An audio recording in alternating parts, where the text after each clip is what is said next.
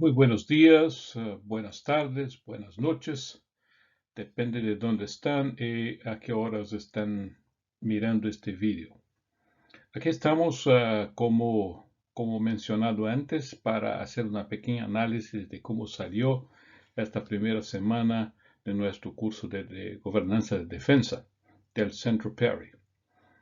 Primero que todo, quisiera decirles que ha sido un gran placer trabajar con ustedes, leer los trabajos que hicieron y sentir la motivación y la dedicación durante toda esta primera semana. Como deben tener percibido, nuestra primera preocupación en este caso fue familiarizarlos un poco con la plataforma, algunos que no conocían Blackboard, que están aún aprendiendo y es natural que haga unos momentos de aclimatación con la tecnología. Esto es parte del desafío. Pero aquí estamos después de una semana para hacer un breve análisis para ver dónde estamos en el curso y con relación a lo que buscábamos originalmente para esta primera semana. Por ahí quisiera que acompañasen esta análisis a partir de este cuadro. Este es el esquema conceptual de nuestro curso. Aquí está distribuido en metas, maneras y recursos, que es más o menos lo que tratamos cuando hacemos un planeamiento estratégico. En las metas, el primer punto que perciben es el anuncio de nuestro curso en website, como estaba, para ver si tenemos coherencia con lo que estamos tratando y prometiendo todo el tiempo. Entonces tenemos aquí un curso de 40 horas y por cuenta de la pandemia, todo él conducido a lo largo de 3 semanas y por el medio virtual, como estamos haciendo aquí.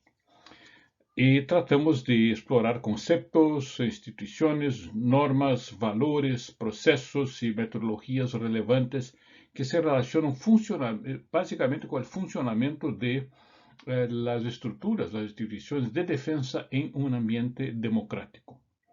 Quer dizer, tenemos dos conjuntos de conceptos bastante importantes para tratar en este curso, que es el concepto de democracia, de institución democrática, democracia, lo que trata de esto, y tenemos el caso de las instituciones de defensa, lo que significa esto, lo que significan los militares, y la intersección de estos dos grupos de conceptos para ver cómo funciona. Abajo perciben que los 8 objetivos que seleccionamos para este curso pueden ser agrupados en bases conceptuales de gobernanza y democracia, la consideración de que en verdad la defensa tiene una naturaleza peculiar entre las otras burocracias del Estado. Y hay que ver en qué medida es peculiar y en qué medida esto acarreta demandas específicas para el funcionamiento de las estructuras de defensa, por tanto. Entonces, hay que la otra promesa, los otros objetivos dicen respecto a una comparación con lo que existe realmente, con los modelos que están en curso. Quer dizer, el curso começa desde uma visão conceptual, depois avança para uma discussão quase filosófica com o funcionamento em las democracias e depois trata de comparar modelos existentes para podermos evaluar realmente onde estão os princípios e fundamentos que permitem que a defesa funcione bem, como a promessa, em um ambiente democrático. Y también hay que reconocer que como tratamos de una naturaleza cambiante de amenazas, hay que ver en qué medida los conceptos que fueron experimentados, preparados, diseñados, siempre algunas décadas atrás, e influenciados por varios factores, en qué medida estos conceptos siguen válidos y con una visión de futuro. Al medio, a donde estamos con las maneras, desenhamos o curso, como perceberam, em duas fases. A primeira fase, e as duas virtuais, mas na primeira fase, o que chamamos de uma fase assíncrona, ou seja, cada pode ir a la computadora a frequentar o curso em el tempo que tiene, selecionando apenas marcado por, claro, el tempo delimitado para a conclusão de las tareas y de la discusión en el foro de discusión, el tablero de discusión, que quiero hablar un poco más después sobre esta metodología. Entonces, la fase 1 estamos con 2 semanas en la fase 1, esta primera y la siguiente. de lecturas, tareas, artículos cortos, pero desde ya provocándoles para profundizar estos temas en el futuro. Hay mucha cosa interesante publicada sobre esta temática. Y lo que imagino que tengan percibido en estas primeras horas de dedicación al curso es que hay mucha cosa que tomamos como conceptos más o menos consolidados y que todos tienen la misma visión, pero cuando comenzamos a entender el detalle, percebimos que hay muchas diferencias y nuances que necesitan ser mejor aclaradas y refletidas de nuestro punto de vista de intentar entender mejor estos conceptos. Desde ahí, aún en la fase 1, en este cuadro del medio, estamos tratando de, entonces, a través de artículos cortos, de profundizar con conceptos de gobernanza. ¿De dónde ha venido esta idea de gobernanza? ¿Dónde estamos? Y después entender la defensa. Y finalmente mezclar los dos para ver cómo se tornó, se crió esta idea de gobernanza de defensa. Y como percibieron, no es un concepto tradicional, es un concepto relativamente nuevo, es una adaptación a partir de la idea que surgió con el Banco Mundial. Y en esta adaptación, poco a poco, va a ser refinando la utilización en defensa. Y ahí hay que se perceber que en América Latina, estos conceptos tienen una consideración, una definición o definiciones especiales. ¿Por qué? Porque no hace mucho tiempo, no hace muchas décadas atrás, la gran parte de los países de la región estaba bajo gobiernos autoritarios militares.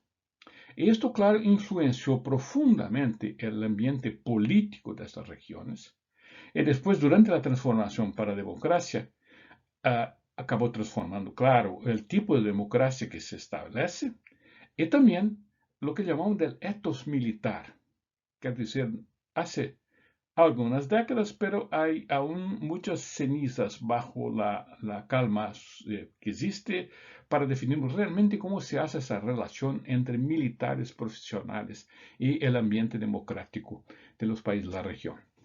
Y percebemos que esto sigue una especie de calmaría por un tiempo, de repente hay una crisis aquí y allí, y esta cuestión acaba de nuevo emergiendo y provoca sensibilidades aquí y allí, lo que nos torna este curso más importante para entendermos bien cómo son estas variables. En la fase 2, que será a fase virtual, la última semana del curso, ahí trataremos de ver los conceptos que tratamos durante esas 2 semanas iniciales, ver cómo esto se aplica en la parte práctica. Y ahí recorrimos a varios expertos, gente de países de la región, con diferentes experiencias en la área militar, en la área de democracia, de instituciones democráticas, la proximidad de un concepto con el otro, cómo se hace esa interacción. Percebimos que hay una interpretación o hay interpretaciones de gobernanza siguiéndose la línea del Banco Mundial, seguir mucho por la línea económica y por ahí gobernanza tiene un valor de se imaginar la obediencia a parámetros, a definiciones, a metodologías de la área de cuentas, de prestación de cuentas y de obediencia a cuentas, que también vale para, claro, instituciones de defensa. Pero lo que más nos interesa, entendiendo que este es un factor importante, pero lo que más nos interesa es pegar los otros factores que en un ambiente democrático permiten, por un lado, que las instituciones de defensa funcionen bien. Y también, por otro lado, que eventuales políticos interesados en manipular el sector de defensa en su propio beneficio no lo pueden hacer constrangidos que sean o limitados que sean por valores institucionales bastante fuertes de la democracia. Todo esto está en juego y por ahí nos interesa ver. Y tenemos ahí un trabajo también en grupo para en la última semana, a donde cada grupo va a dedicarse a un tema específico de esta realidad. Unos tratan con la prensa, el otro trata con el Congreso, el otro grupo trata con la noción de crimen organizado, que creció mucho en los últimos años, y el otro con la idea de modernización militar. Entre mentes podemos también tratar con todos los grupos una preocupación con el nuevo valor de estas llamadas medias sociales, el impacto que está teniendo. Entonces, cuando el grupo, particularmente la prensa, trata de la relación, la preocupación con la prensa en un ambiente democrático, hay que tratar también de considerar la media social que cada día demuestra una fuerza de influencia mayor en los países. Pues, y el último ítem, entonces, detalla un poco qué recursos tenemos. O sea, estamos utilizando mucho la plataforma Blackboard, que utilizamos bastante en este periodo. Más adelante seguiremos con la plataforma Zoom para las palestras, las lectures, los paneles que vamos a tratar durante el curso.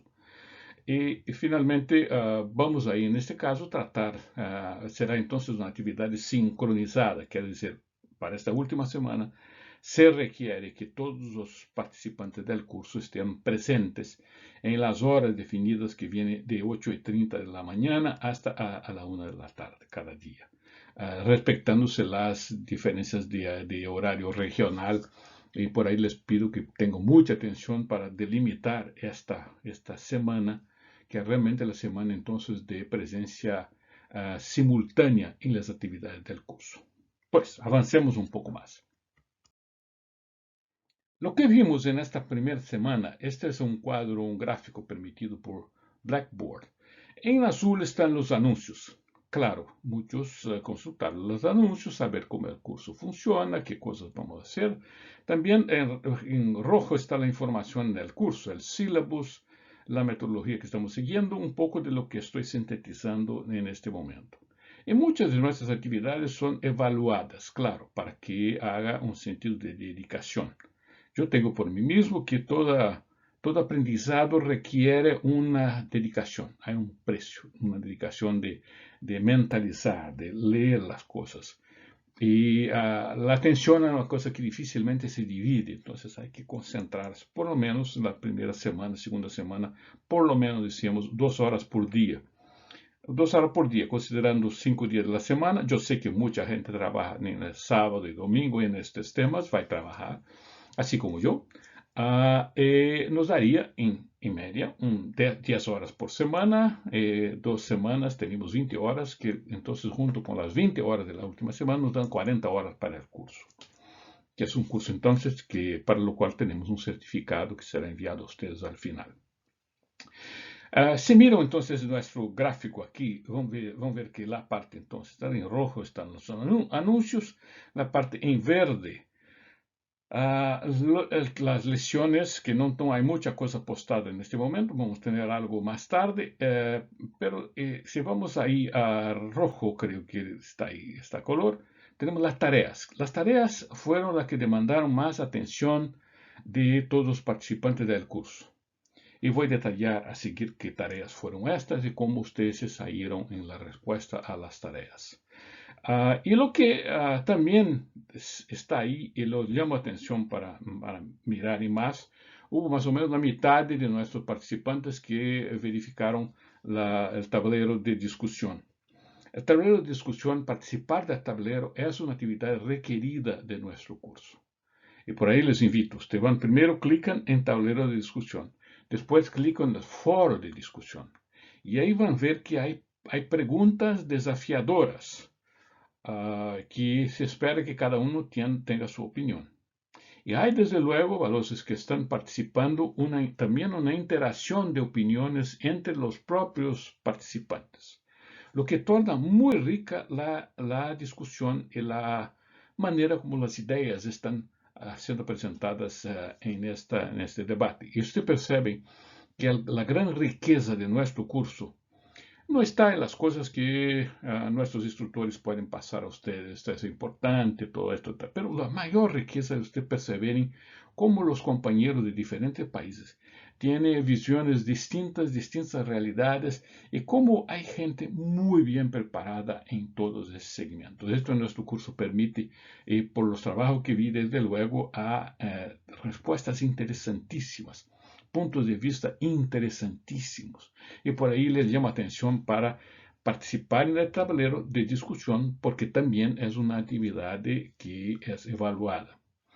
No solamente por esto, pero también por la riqueza de los debates que les permite conocer más sobre lo que los compañeros piensan. Esto entonces nos da la noción de distribución del curso y les voy a mostrar cómo después, paso a paso en las semanas, esos gráficos van mudando un poco de la concentración de ustedes. También el sistema me permite que yo sepa cuántas horas ustedes dedicaron a cada tema. Y les cuento, hay algunos resultados impresionantísimos aquí de la dedicación de nuestros compañeros. Más tarde me refiero a esto, en otra ocasión me refiero a esto. Pero nuestras primeras tareas de esta semana estuvieron concentradas en estos tres desafíos. Primero que tudo, começar a entender, por entender dónde começa essa história de governança, que exatamente com o Banco Mundial. Eu não sei quantos de vocês sabiam que esta era a história, que de aí começou a noção. El Banco Mundial, ustedes deben ter visto en el papel que estaba ahí, una síntesis de este paper que fue publicado por el Banco Mundial en 92. 92, entonces estaba a poco tiempo después que cayó el muro de Berlín, que termina el Pacto de Varsovia, y ahí hay una perspectiva de nuestro lado occidental de tal vez atraer más países y ayudar a estos países que antes estaban bajo el Pacto de Varsovia para se alinharem a las ideias liberales ocidentais. E se depara com um problema muito interessante, é que o Banco Mundial, que trabalha basicamente com préstamos para projetos específicos e muitos projetos de infraestrutura, tinha primeiro um problema de identificar corretamente os projetos, de evaluar corretamente os projetos, porque a gente desse país não estava preparada ou educada para oferecer os projetos de acordo com os parâmetros do banco. Y esto porque no había una cultura de prestación de cuentas o de gobernanza, como llamó el Banco Mundial, para poder ofrecer, primero, proyectos adecuados y, segundo, garantía y control de estos proyectos y principalmente de los préstamos que el banco hacía para este país. Entonces decidió el banco, a partir de este papel, que es muy bien hecho, criar un modelo para ayudar a estos países principalmente a mejorar en sus prácticas de control y de preparación de proyectos, que se pudiera permitir al banco tener mayor confianza en esto. Esta evoluciona en 94, habrá un otro papel que vamos a ver más tarde para ver cómo estas ideas van se concretizando. Y esto entonces cría toda una línea a partir de una noción de good governance, o sea, de buena gobernación que había antes muy desarrollada en la Inglaterra con la London School of Economics. La noción de que países transitando de estados autoritarios para democracias necesitaban de una ayuda para mejorar sus estructuras institucionales democráticas.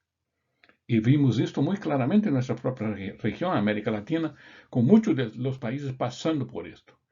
Y creo que la mensaje era la siguiente: democracia no es solamente una voluntad expresa que ahora estamos libres, podemos votar, pero hay mucho por bajo de esto, que significa mejores estructuras de gobernanza, mejor capacidad de dirigir, mejor control.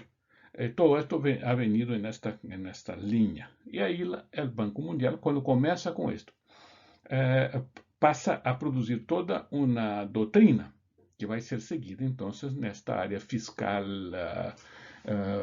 vamos dizer, pressupostária de países, e que acaba, a partir, então, de determinado momento, também alcançando a área de defesa.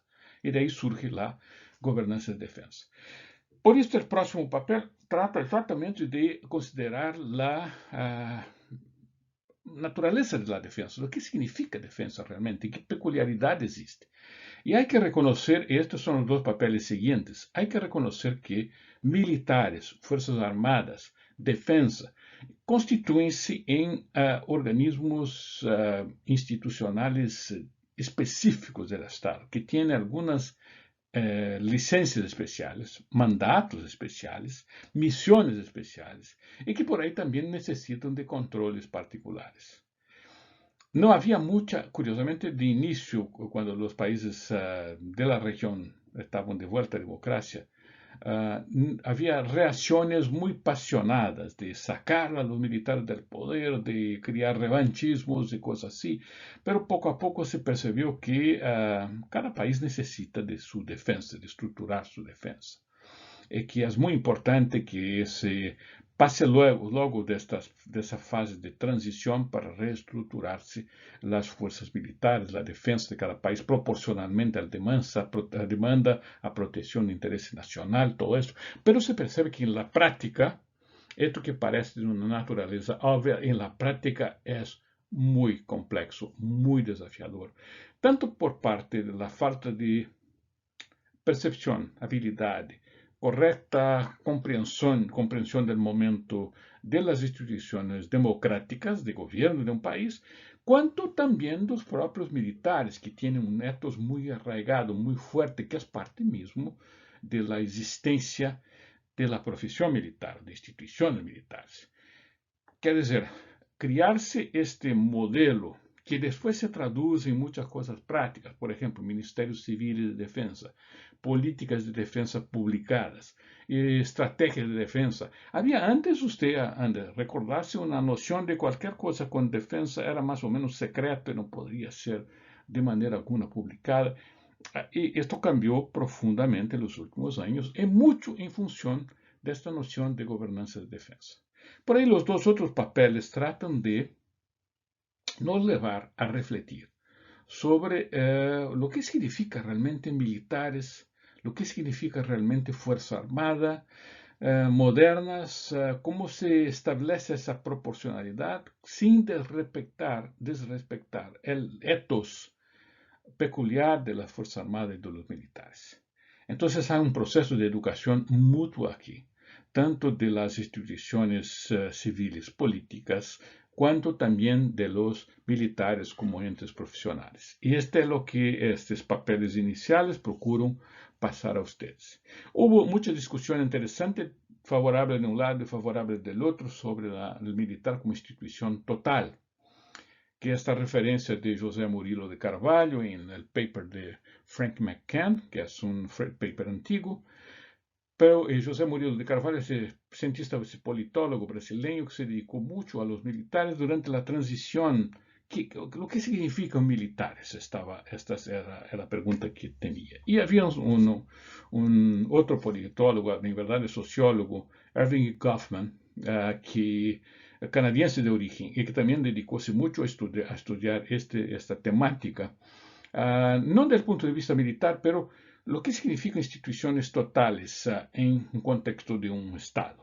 Y claramente los militares tienen varias características que se encuadran ahí, más en un país que en el otro, pero se reconoce que el código de valores que tienen los militares, la necesidad de una profesión que para adentrar a ella el individuo jura que dedica su propia vida a cumplimiento de su misión, la torna una actividad particular, diferente a las otras. No hay otros ministerios a donde el individuo para entrar jure entregar su propia vida, no es parte del ethos de otras organizaciones.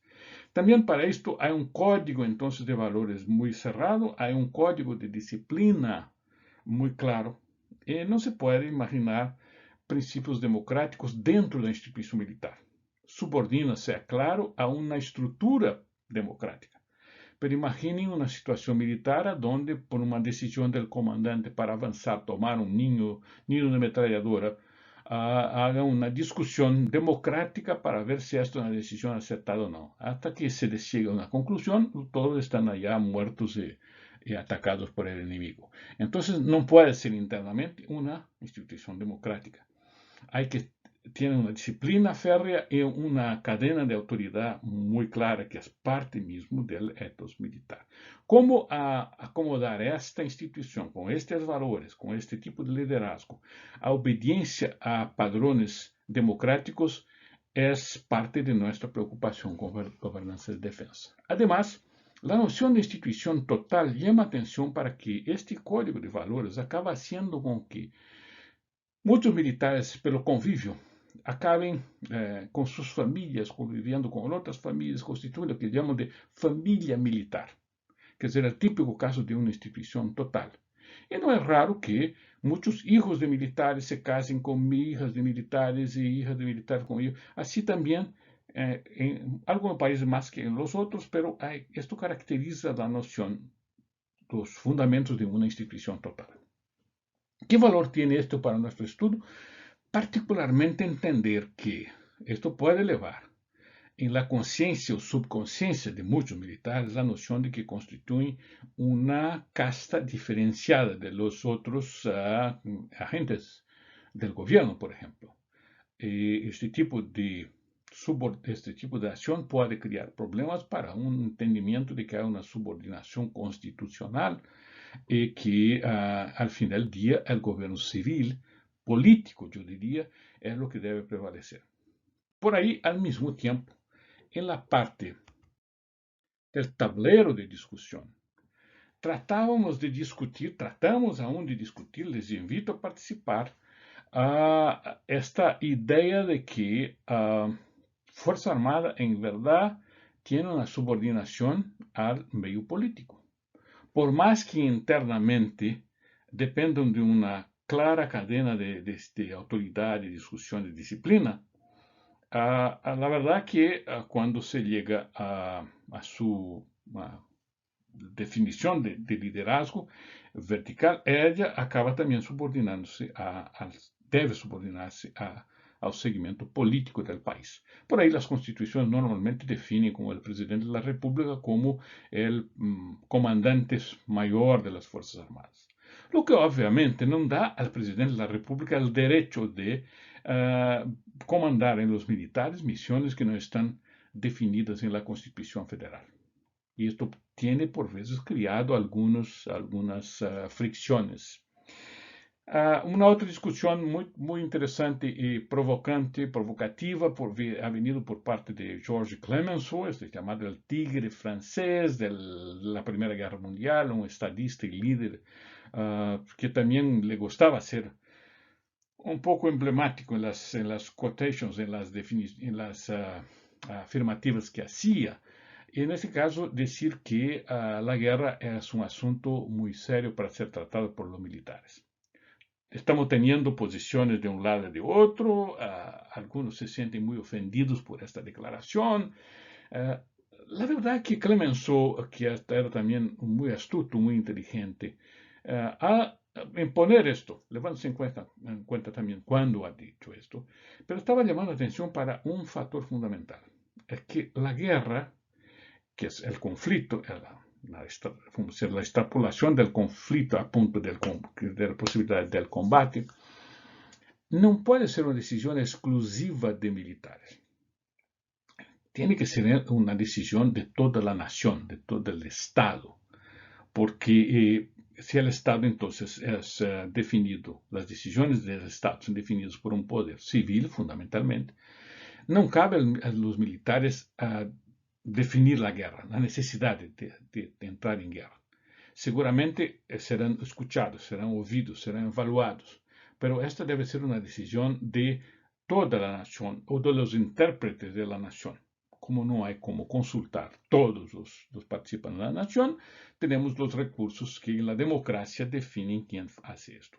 Esto es lo que llama atención Clemenceau. Al fin del día, subraya la idea de que el sector defensa, por más peculiar que sea, y por más que tenga responsabilidad con la defensa de la garantía de la soberanía de la nación, y por más que tenga responsabilidad con la seguridad de los ciudadanos, tiene también su subordinación a los sectores políticos en democracias. Si el tema es un Estado autoritario, pues estamos en un Estado autoritario, no habrá mucho de esta preocupación, porque el líder autoritario, los líderes autoritarios o el partido autoritario define lo que quiere, está hecho. Pero como estamos partiendo de un ambiente de presuposición democrática, estamos ahí claramente con una necesidad de una subordinación a las instituciones democráticas del país. Y ahí está la necesidad entonces de llevar en cuenta que podemos tomar decisiones legales en el área militar, pero sobre todo hay que tomarlas con legitimidad. Las decisiones tienen que ser legítimas.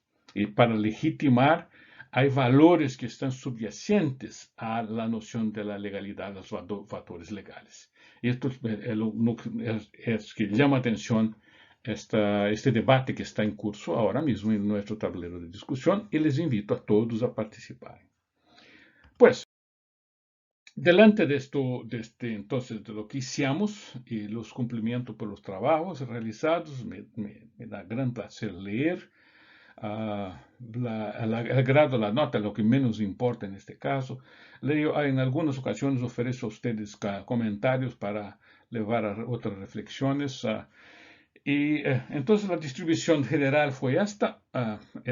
No es el mismo cuadro, se mira en detalle, ahora es una explicitación mejor de cada uno de estos llamados las metas, las maneras y los recursos que tenemos. Por ahí, miren de nuevo el cuadro a la izquierda. Nuestros objetivos están divididos en una base conceptual, que es donde estamos ahora en esta primera semana. Los desafíos que tenemos que tratar, que están en curso. Las cosas están siempre cambiando en el mundo y tenemos que llevar en cuenta esto. Entonces tratamos de la base conceptual, los desafíos que tienen mucho que ver con la realidad. Por ejemplo, un desafío. ¿Cómo debe proceder la defensa con relación a los ataques cibernéticos? ¿Qué recursos tenemos? ¿Cómo entender esta amenaza? ¿Cómo entender la amenaza al mismo tiempo sin limitar la posibilidad del ciudadano utilizar los recursos, beneficios? ¿Cómo proteger nuestras estructuras críticas del país a la posibilidad de ataques cibernéticos que están creciendo de manera realmente asustadora y que nos obligan, como responsables por la defensa, a pensar en defensas para esto, sin alterar los derechos del ciudadano? Al mismo tiempo, ¿cómo garantir que el Estado, con el uso de recursos cyber, no va a avanzar sobre la privacidad del ciudadano, que es uno de los fundamentos de la democracia? Todo esto son situaciones que estamos a cada día teniendo que mirar y discutir. Por ahí llamamos desafíos, que son de naturaleza interna y externa. Curiosamente, un desafío que tenemos que tratar y que me parece que es válido y vamos en algún momento debater en el curso, es que por veces yo veo una dificultad grande de nuestros gobiernos de definir lo que sea el interés nacional. Si no sabemos exactamente cuál es el interés nacional, que sobrepasa varios gobiernos, que tiene vamos a decir, una proyección estratégica, una perspectiva, demanda una perspectiva estratégica. Si no sabemos qué interés nacional tenemos, si no sabemos dónde queremos que el país esté dentro de 30 años, por ejemplo, si no tenemos una visión de futuro para lo que queremos, si no hay un cierto consenso, ¿cómo saber lo que proteger?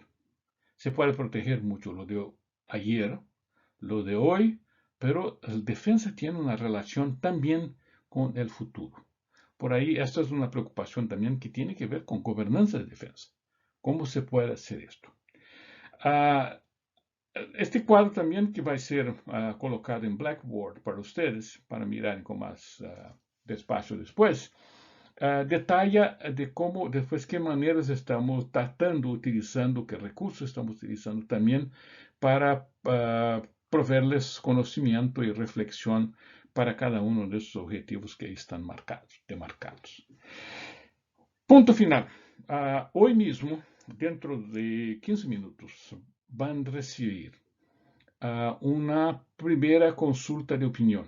Respuesta rapidísima. Apenas verifiquen, por favor, los anuncios. Respondo esto de manera muy rápida, muy corta.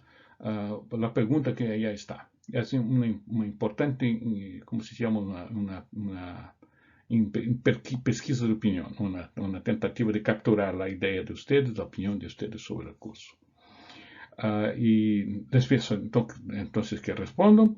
Nuevas tareas serán postadas a partir de domingo a la noche. Entonces, espérase que ustedes van a se dedicar también la semana siguiente con tanto o mayor rigor que en esta misma. Y les deseo a todos un excelente final de semana. que cumplimientos por la misión bien cumplida en esta primera semana. Nos vemos por ahí en espacios cyber, como estamos acostumbrados por ahora en los ambientes Blackboard. No hesiten en preguntarme, en utilizar el Gmail que tenemos en el Blackboard. No hesiten en preguntarme si hay cualquier duda o preocupación que tiene. Por favor, manténgame informado de todo y no pregunte si hay alguna duda, alguna cosa que esté perturbando la capacidad de acompañar en nuestro curso. Buen final de semana a todos. Muchas gracias.